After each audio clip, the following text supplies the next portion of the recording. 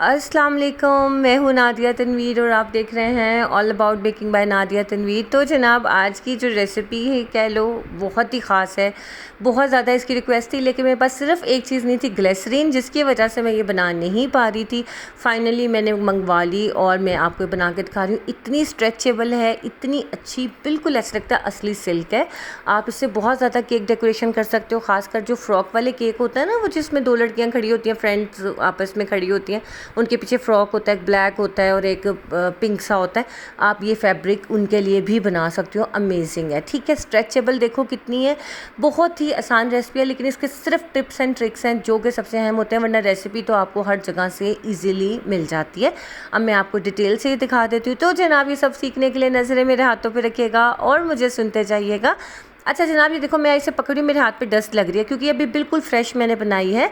जब इसको 1 या 2 दिन गुजर जाते हैं ना, फिर इसकी डस्ट भी हाथ पे नहीं लगती है। ये बिल्कुल ऐसे रहती है जैसे कि असली कोई कपड़ा है जो कि केक डेकोरेशन के लिए आप बना रहे हो। अच्छा, इसके अंदर जो है मैं बो टाई भी आपको बनाना सिखा दूँगी कि बो टाई आप किस तरह से बना सकते हो, क्योंकि आपने अक्सर देखा होगा वीडियोज़ में कि ये आप आसानी से बना तो सकते हो, लेकिन उसको जोड़ना कैसे है वो समझ नहीं आ रहा होता। तो ये मैं आपको अभी बता देती हूँ, बस आप जल्दी जल्दी से क्विक देख लो। अच्छा जनाब, कल वीडियो क्यों नहीं आई थी, बच्चे हो गए हैं जी गर्मी से बीमार। इतनी शदीद तो गर्मी है और लाहौर में वैसे ही हीट वेव आ गई है 20 मई से 27 मई तक। अब आप देखो इतनी गर्मी में तो निकलना, बाहर आना बहुत मुश्किल काम है। अच्छा जनाब, हम वीडियो करते हैं स्टार्ट। इस वजह से फिर कल मैं वीडियो नहीं डाल पाई थी और आज मैं इसको एडिट करके डाल रही हूँ। अच्छा, ये रोज़मोर की मैंने ली है जनाब जेलेटिन अच्छी क्वालिटी की लेनी है आपने। 20 ग्राम जाएगी इसमें जेलेटिन और 40 ग्राम इसमें जाएगा पानी। मैं आपको डिस्क्रिप्शन में भी लिख दूंगी और बाकी आप लोग अभी भी नोट डाउन कर लो थोड़ा बहुत, ठीक है। अच्छा, जेलेटिन को इस तरह से अच्छे से बंद करके बॉक्स में डाल लें क्योंकि बड़ी जल्दी से ख़राब हो जाती है। अब ये देखिए मैंने इसमें पानी डाल दिया 40 ग्राम और 20 ग्राम हमारी जेलेटिन थी। हमेशा जेलेटिन को आपने डबल पानी में सोक करना होता है, ठीक है। इसको 15 मिनट के लिए हम रख देंगे। जब ये सारा पानी सोक कर लेगी फिर हम इसको मेल्ट करेंगे वाइट चॉकलेट के साथ।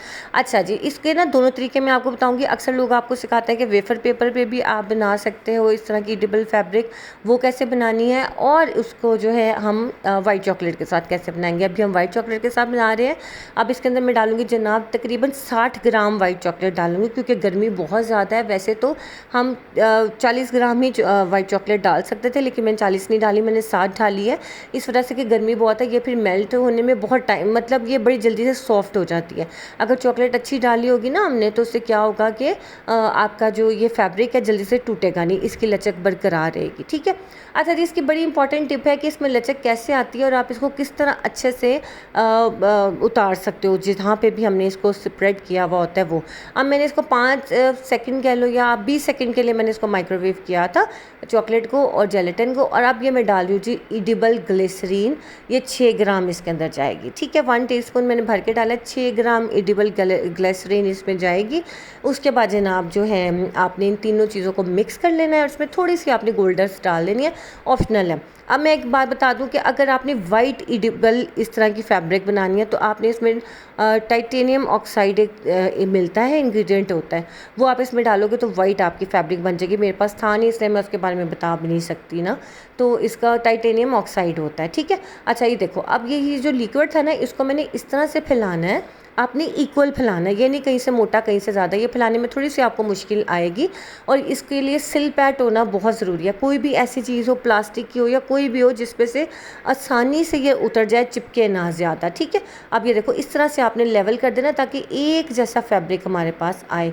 अब ये वाला जो मेरा था ना सिल पैट, ये हो गया था पुराना, फट भी गया था थोड़ा सा, इतना हल्का था, तो फिर मैंने इसके ऊपर ये कर लिया। अब आपने इसको रूम टेम्परेचर पे रख देना है तकरीबन 1 घंटे के लिए, जब तक ये हल्का हल्का सा हाथों पे चिपकेगा ना तब तक। अब ये देखो ये मेरे पास क्या है, ये मेरे पास है जी वेफर पेपर। वेफर पेपर के ऊपर यही वाला लिक्विड मैं इस तरह से डाल रही हूँ चम्मच की मदद से। नीचे आपने ज़रूर कोई प्लास्टिक पेपर वगैरह रखना है, मेरे जहन से ही निकल गया था, अभी मुझे करते करते याद आया तो मैंने कहा हाँ नीचे तो मैंने कुछ रखा ही नहीं है। तो इसके नीचे आपने कोई प्लास्टिक का क्लिंग रैप रख दो, आप कोई ऐसी कोई चीज़ रखो जिसके ऊपर ये नीचे से चिपके ना, ये बहुत ज़रूरी चीज़ है। ठीक है। ये देखो, अब मैंने इस तरह से उठा के इसे ऐसे रखा, उल्टी साइड से पहले रखना था, फिर सीधी से रखना है। आपने पहले एक तरफ किया फिर दूसरी तरफ। मैंने क्या किया, पूरे प्लास्टिक के इस पेपर के ऊपर ही मैंने ये वेफर पेपर इस तरह से रख दिया। उसके बाद जो है जनाब, आपने ना इसको अच्छी तरह से फैला देना और पूरे को कवर कर लेना। इसमें भी लचक आ जाएगी, लेकिन ये इतना नीट नहीं बनता जितना जो आप वाइट चॉकलेट आप खाली लगाते हो ना, वो बहुत नीट बनता है। ठीक है, अब 1 घंटा गुजर गया। अब आप देखो, मैं हाथ लगा के दिखाती हूँ, अभी भी ना आपको लगेगा थोड़ा थोड़ा गीला है, लेकिन ये गीला नहीं होता, ये ऐसे ही रहता है। अब आपने इसके ऊपर जो है ना गोल्ड डस्ट इस तरह से लगा देनी है ब्रश की मदद से। ब्रश आपका बिल्कुल ड्राई होना चाहिए। एक तो लाइट बड़ा तंग कर रही थी आज, बार बार जा रही थी आ रही थी। अच्छा, अब वेफर पेपर पे आप करते हो, आप 2 चीज़ों के लिए बाउंड हो जाते हो। एक तो वेफर पेपर का साइज़ A4 होता है, A4 जितना ही आप ये फैब्रिक बना सकते हो। लेकिन आपके पास अगर जो ये चॉकलेट वाला सीन है ना, ये सबसे बेस्ट है। आप जितना मर्ज़ी बड़ा चाहो ये फैब्रिक बना सकते हो, जिस कलर का मर्ज़ी बना सकते हो, और इसमें लचक बहुत होती है।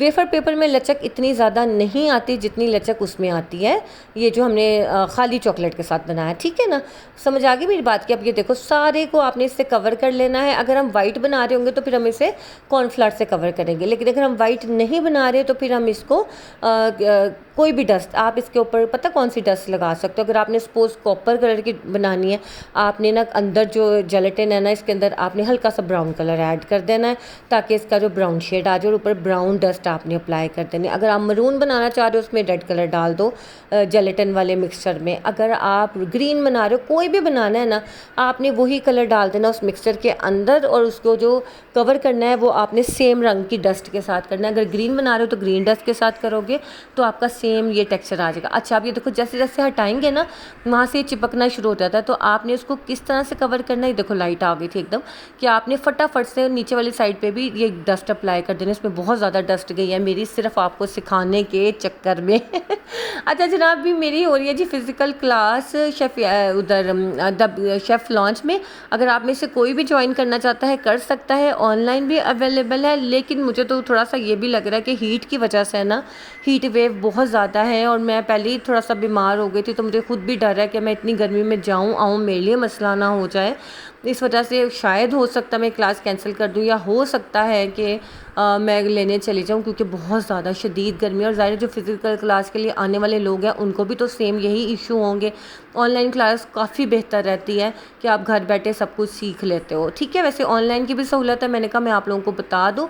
अगर मज़ीद इन्फॉर्मेशन चाहिए होगी तो आप मेरे पेज पे या इसी पोस्ट के नीचे कमेंट करके पूछ सकते हो। अब आप ये देखो, मैं हल्के हाथ से ये फैब्रिक उतार रही हूँ ना, चिपक रही है वो मेरे हाथों पे, लेकिन आपने क्या करना है, ज़्यादा ज़ोर से नहीं खींचना, सिल पैड का इस्तेमाल करना। और तीसरा, जैसे जैसे जो हिस्सा आप उतारते जाओगे ना, आपने उसको फ़ौरन डस्ट के साथ कवर करते रहना, कि जैसे ही वो दोबारा से सिल पैड पे लगे तो वो चिपके ना, टूटे ना, फ़ौरन से उसके अंदर डस्ट आ जाए। समझ आ गई मेरी बात की? ये बहुत इंपॉर्टेंट चीज़ है, ये सबसे ज़रूरी चीज़ है कि आपने इसको फ़ौरन डस्ट के साथ कवर करना है। अगर हम वाइट कलर की फैब्रिक बना रहे हो तो हम कॉर्नफ्लावर से कवर करेंगे। क्लियर हो गई मेरी बात की? बाकी बस ट्रिक इसका यही है कि आपने इसको उतारना किस तरीके से है और आपने इसको रखना किस तरीके से है। इसका मैं बता दूंगी कि आपने इसको कैसे कवर करके रखना है। अगर आपने इसको सेव करना है, आपने इसको ऐसे ही किसी भी चीज़ पे फैला के ऊपर नीचे क्लिंग रैप करके, आपने इसको मोड़ना नहीं, कुछ करना नहीं, आपने इसको एज़ इट इज़ रख देना है। तो ये बड़ा ही सही रहती है, 1 महीना भी ख़राब नहीं होती। अब आप ये देखें कि मैंने ये पूरी की पूरी फैब्रिक उतार ली है और इसके ऊपर नीचे हर तरफ मैंने डस्ट लगा दिया। और ये लें जनाब, आपके सामने बिल्कुल आपने देखा कि सिर्फ चॉकलेट, ग्लिसरीन और जनाब क्या कहते हैं, चॉकलेट जेलेटिन, इन 3 चीज़ों से आपकी ज़बरदस्ती ईडेबल फैब्रिक तैयार हो गई है। आप जिस रंग की मर्ज़ी चाहे बना सकते हो, जो मर्ज़ी इसकी डिज़ाइनिंग करो। ये बहुत प्यारी लगती है केक पे लगी हुई, और ये लाइट वेट बनती है ये वाली। और जो ये होती है ना वेफर पेपर वाली, इसमें लचक भी कम होती है और ये इतनी लाइट वेट नहीं होती है। ये मतलब ना इतनी नीट भी नहीं बनती है ये वाली, आप देख लो। ठीक है, अच्छा अब मैं आपको ये भी बताऊँगी कि आपने इसको जोड़ना कैसे। अच्छा, बाकी ये जो पीछे थोड़ा सा मिक्सचर रह गया था, मैंने वो भी डाल दिया। आप इसके ऊपर वाइट पर्ल डस्ट कर लो, कुछ भी कर लो, लेकिन ये अभी काफ़ी गीली थी तो इसे 5-10 मिनट ही हुए थे, इस वजह से मैंने इसको छेड़ा नहीं, वो मैं आपको बाद में बता दूंगी। और ये वाली जो हमारी थी ये तकरीबन हमारे 1 घंटा गर्मियाँ थी, सूख गई। सर्दियों में ये ज़्यादा टाइम लेगी ड्राई होने के लिए। अब मैं आपको बताती हूँ कि आपने जब इसका कुछ भी बनाना है तो इसको जोड़ना किस चीज़ के साथ है, ये बहुत ही इंपॉर्टेंट है। अच्छा, ये देखो इसमें कितनी ज़्यादा स्ट्रेच है, कितनी ज़बरदस्त ये चीज़ है। आपको यही चीज़ मैंने दिखानी थी कि आप लोग किस तरह से बेहतरीन किस्म की चीज़ें बना सकते हो घर बैठे। इसकी बहुत ज़्यादा रिक्वेस्ट थी, बस मैंने बताया ना एक चीज़ की वजह से मामला रुका हुआ था। अब मैं आपको ना इसकी बो टाई बनाना सिखाती हूँ कि बो टाई आपने किस तरह से इसकी बनानी है। अब ये देखो, आपने कैंची से ना इसकी एक पतली सी पट्टी सी काट लेनी है, ठीक है। और बाकी इसकी पहले आप देख लो कि क्या क्या शेप्स बना सकते हो। अच्छा जनाब, आप ये देखो कि इसकी लचक, इसका सब कुछ, इसका टेक्सचर बिल्कुल ओरिजिनल सिल्क जैसा है। कितना खूबसूरत और कितना प्यारा लग रहा है। ये हाथ पे बहुत ज़्यादा लग रहा था क्योंकि ये बिल्कुल मैंने फ्रेश बनाया। थोड़ी देर रुकता ना फिर ये बड़ा सही रहता है। और देखो स्ट्रेच देखो इसकी कितनी ज़्यादा है। अच्छा जी, अब आप ये देखो, ये पट्टी मैंने ली, इसको आपने 2 इंच की पट्टी ले लो। आपने इस तरह से मोड़ के इस तरह से एक बो टाई की शक्ल दे देनी है। सेंटर में आपने इसके ज़रूर कोई ना कोई पेन वगैरह रखना है ताकि मतलब ना नीचे ना चिपके। अच्छा, अब इस तरह से आपने इसको किस तरह से ज्वाइन करना है वो चीज़ मैं आपको दिखा देती हूँ। आपने इतनी सी ही पट्टी को जो है ना जो मैंने काटी थी ना साइड पे, थोड़ा सा पानी लेना, बिल्कुल थोड़ा सा पानी लेके उसके अंदर आपने जो है ना ये जो हमने पट्टी छोटी सी काटी थी ना उसको रिजॉल्व कर देना है, ठीक है। उसको पानी में डुबो देना है। जो कि पट्टी हम थोड़ी सी उतारी थी उसको हाथ से दबा दबा के ना आपने इसका हल्का सा जैसे पेस्ट सा नहीं बना लेते, आपने उस पेस्ट के साथ इसे ज्वाइन करोगे तो होगा, वरना दुनिया की किसी चीज़ के साथ नहीं जुड़ेगा, जो मर्जी कर लो।